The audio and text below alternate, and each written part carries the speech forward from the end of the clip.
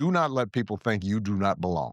Because I promise you, once you sit at these tables, at these fancy places with folks with fancy titles, and they got a big bank account, and you talk to them, and you go, they ain't all that. This idea that somehow they are so special, they're so smart, they're so sophisticated. Not really. They've been exposed. They've been given the confidence of feeling like they belong. But if you sit down and talk to them, turns out they just folk. Good morning, good afternoon, and good evening, everybody. Welcome into Uncle Jimmy's podcast. Today's guest is Essig Sutton, author of God Said Yes, From Fatal Diagnosis to Divine Miracle. In her powerful and deeply honest memoir, she recounts how a rare brain disease diagnosis and 2 life-threatening surgeries shattered every medical expectation and yet led her into a journey of healing, faith, and renewed purpose. With raw vulnerability and steadfast belief, she invites readers to see that miracles aren't confined to ancient texts. They can happen now. Though she is just beginning her publishing journey, her story resonates profoundly. What happens when the world says no and you hear yes? On today's episode, we'll explore her diagnosis, how she navigated fear and uncertainty, the recovery process, both physical and spiritual, and what this experience taught her about life, faith, and the meaning of purpose. Essig, welcome, and thank you for being so brave and transparent in sharing this story. I'm excited for our listeners to meet you, hear your journey, and learn from what you discovered along the way. Good evening, Essig. Can you, I'd like to introduce you to the show and just introduce yourself a little bit. All right. My name is Essig Sutton. I live in Columbia, South Carolina. I am married to a bishop. I am originally from Atlanta, Georgia. I moved here about 8 years ago when I got married to Bishop Sutton. And I'm just really stay-at-home housewife, first lady, that most people would say I'm a first lady. I also am a daughter. I have a daughter that's 21 years old that lives in Richmond, Virginia. My mother and my father are 81 years old, and both of them are still living. That's great. That's great. Once it was three of us. I was raised with 2 other sisters, an older sister and a baby sister. My older sister passed away in 2016 from multiple sclerosis. She had had it since 1999, and in 2016 she passed away. I have my baby sister that's still living. Me and her have a great relationship, and my husband have 5 kids. So altogether, me and him together have 6 kids, and all of our kids are grown, and we have 2 grandkids, one 15 and one that's about to be 2. We had her today, and she's a little mess.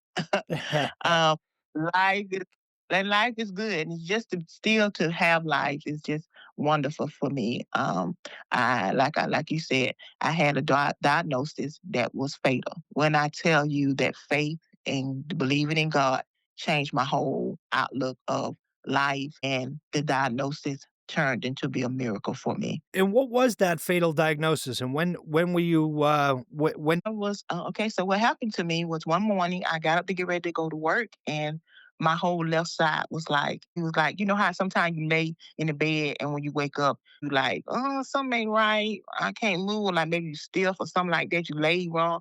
So I told my husband, I said, maybe I think I laid wrong or something. He said, you gonna call in? I said, no, I'm gonna go to work.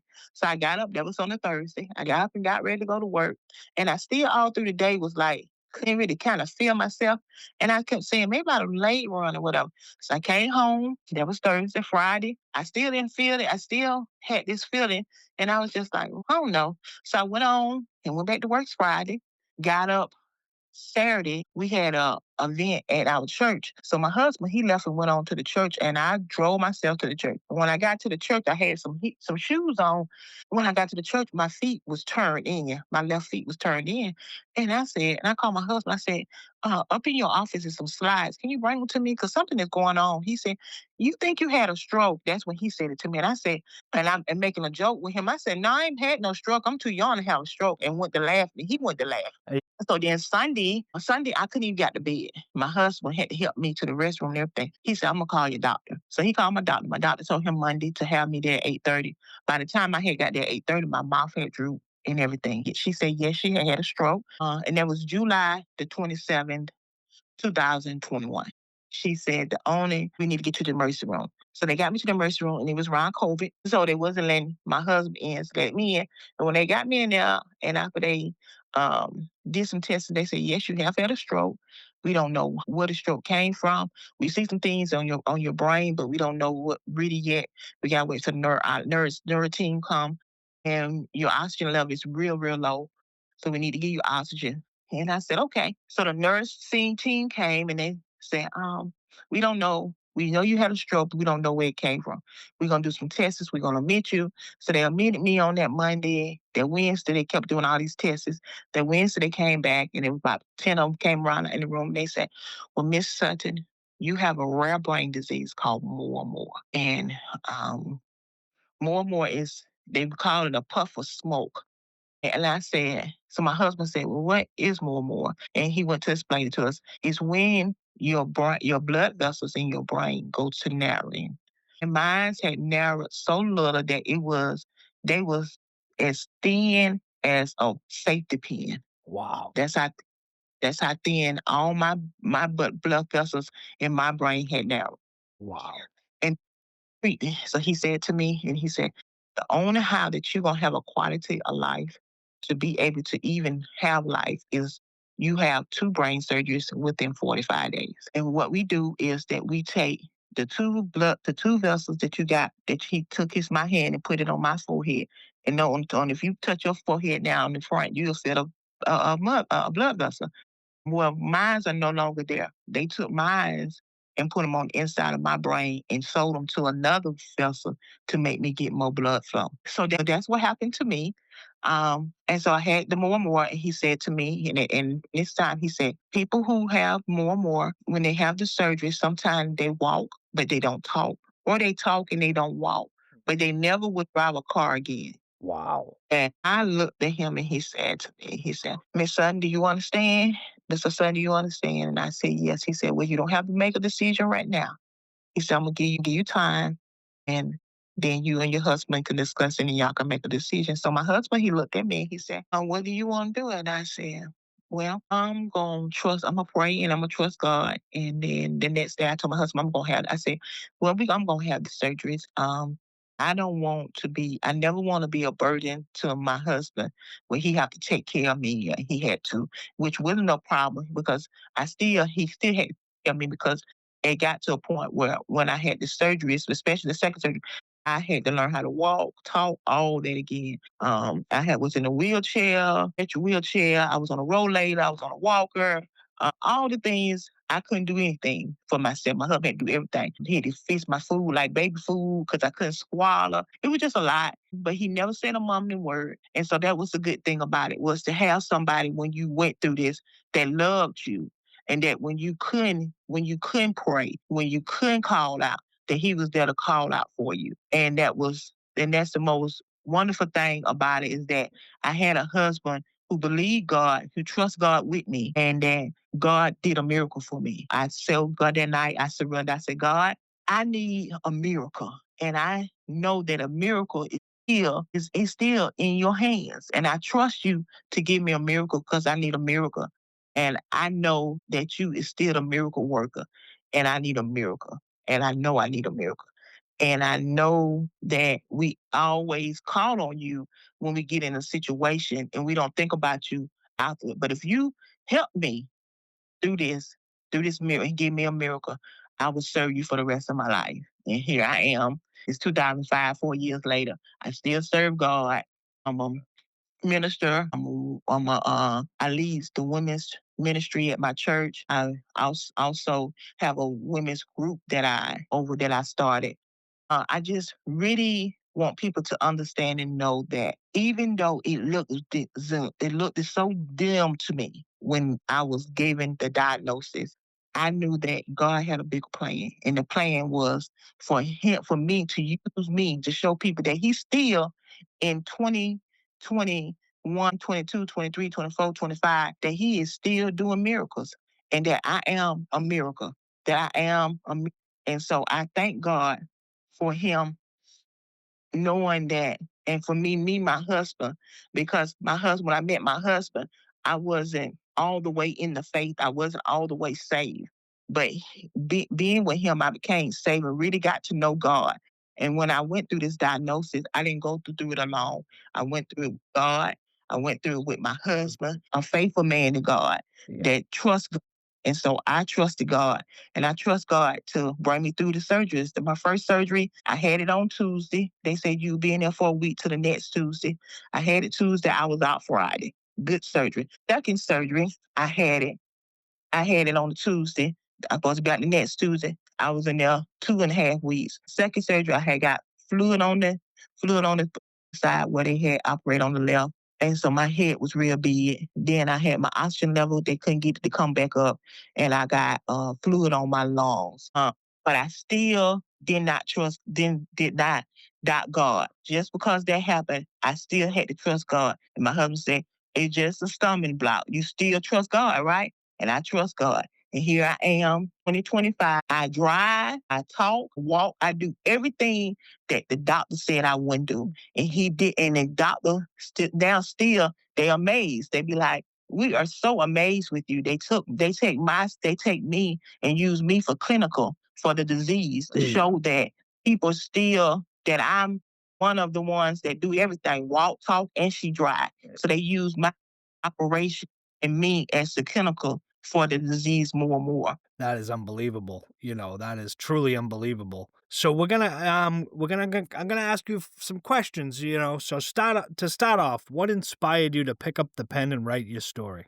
Was there a single moment you knew you needed to share this experience with others? Yes, it was a moment when I wrote the book because I want people to know that out of my own miracle, when doctors told me no, that God still said no, said yes. It doesn't matter what it looked like. God spoke life. And I want people to understand. I wrote this book for people. It doesn't matter. It may not be a sickness. It may be depression. It may be anything in life that have had you bound, that have given up hope. Because right now, a lot of people have gave up hope, but I want them to understand that you still got hope. All you got to do is look to your higher power in God and know that He is still a way maker. He's still a miracle worker, no matter what you're going through. When people say no, God gonna still say yes. Yes. Trust Him. Yep. You got to trust the process. You got to trust him, and you got to trust the plan that he's laying out for your life. Yes. So, you describe a rare brain disease diagnosis and two life-threatening surgeries. Could you walk us through the darkest moment? What was going through your mind emotionally and spiritually? My first thing was, God, why me? Why me? Why Yeah. me? Why me? Why me? When I was told the diagnosis, that was my first thing. God, why me? And the more that I thought about it, the more I talked about it to my husband. All I could hear was, why not you? Why not you? Yeah. Yeah. Did you ever doubt? Did you ever lose faith? Did you ever um, doubt the Lord that, you weren't gonna he wasn't gonna perform the miracle, that the miracle wasn't gonna happen, or did you know all along that you just put it up into his hands and he took care of it? Then I put it in his hands because when my husband prayed that day for me, I just put it in God's hand. I trust that He was gonna work it out, and I had made up my mind that whichever way that was His will for my life, that's what was gonna happen. Yeah. And sometimes we get so caught up in everything else that we got to realize that whatever His will is for our life, that's exactly what's gonna happen. And we got to trust Him, even if it don't look good. And it didn't look good, like I just said. The second surgery was so bad that it didn't look good for them 2.5 weeks. I had oxygen on me the whole time, fluid on my lung, my head was swelled up, and when I had a black eye, it looked good.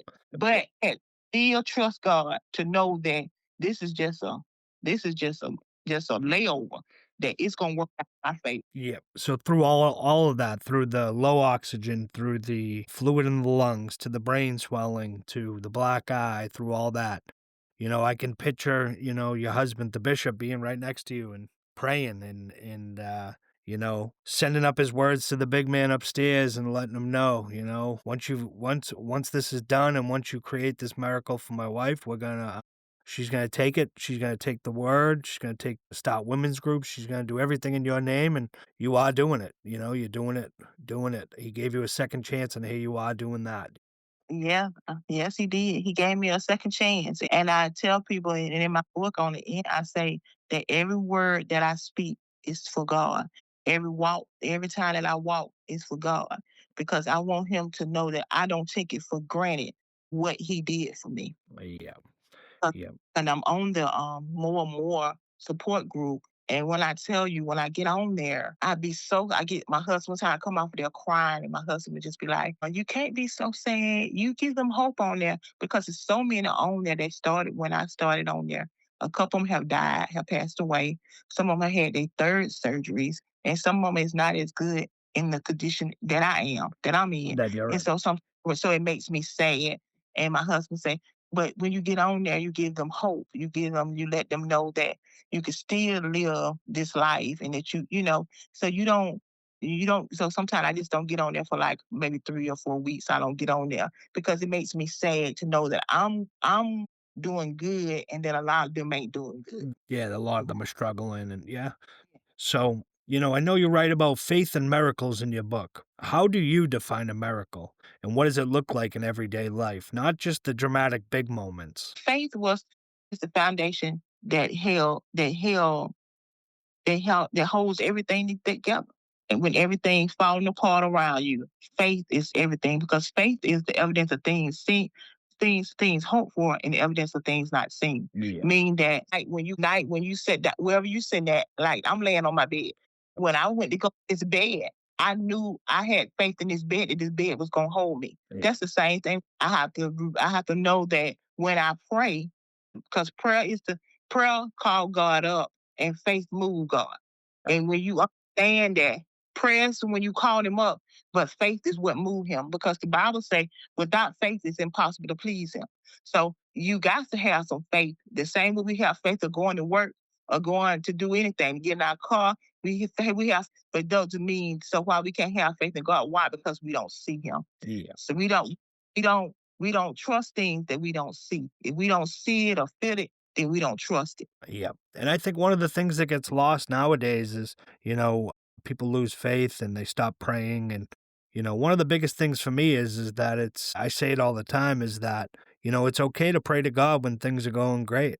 You don't have to pray to him when everything's going wrong. Just, when things are going great and you're having a great day, you can say a prayer and say, "Hey, God, thank you for the beautiful day." Because a lot of people don't give that gratitude and that, for the big man upstairs. They don't, they only pray in tough times, a lot of people, when things are going wrong and that things are down and Right. out, then they want to pray, pray when it's good, pray when it's bad, pray when you're in between, pray every day.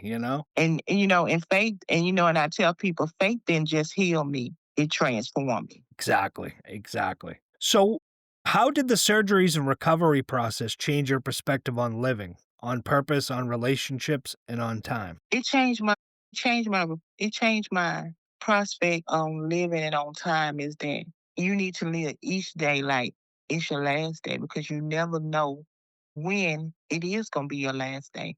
I never expected in my to to have a stroke and to get diagnosed with a rare brain disease. Yeah, I never imagined that. I never imagined that.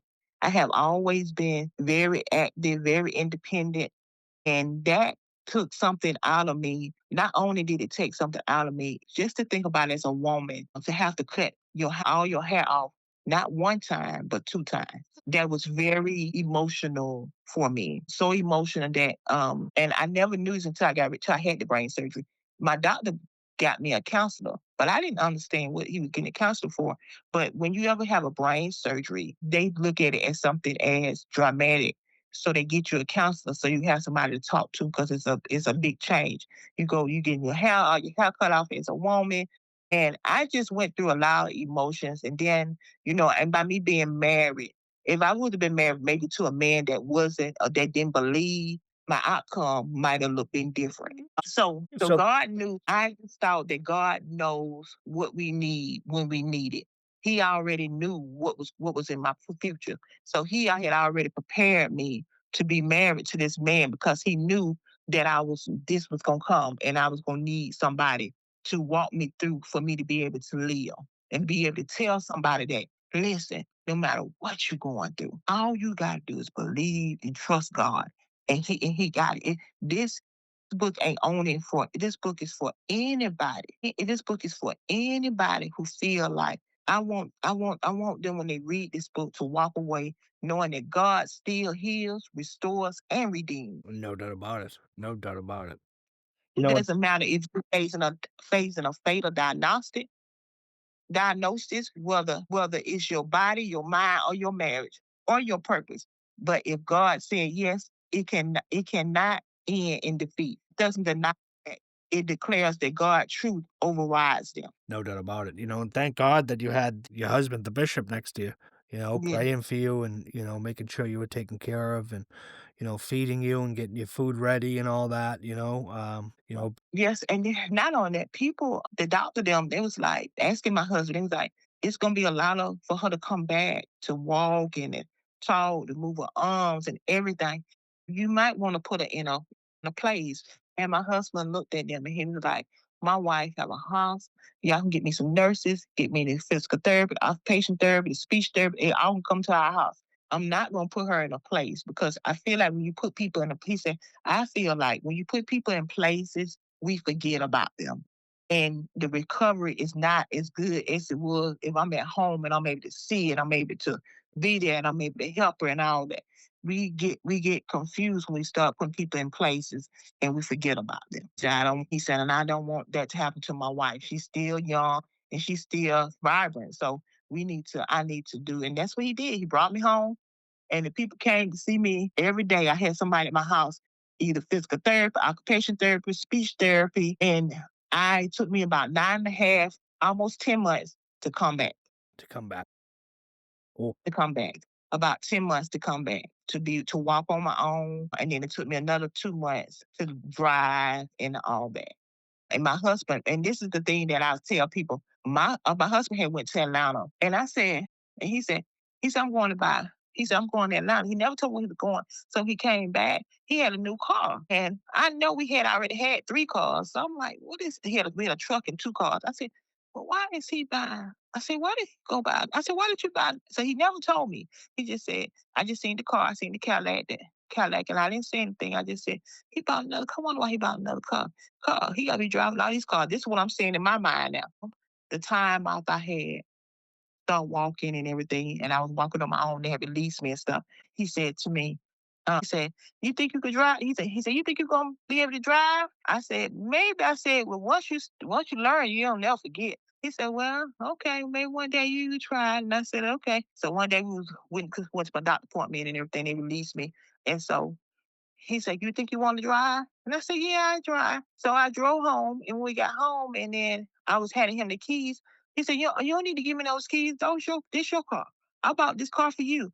I said, "You bought a car for me and didn't know if I was gonna start. I was gonna go back to driving. Said I couldn't drive." He said, "I didn't trust none of them people. Said, did you trust them or did you trust God?" that's unbelievable.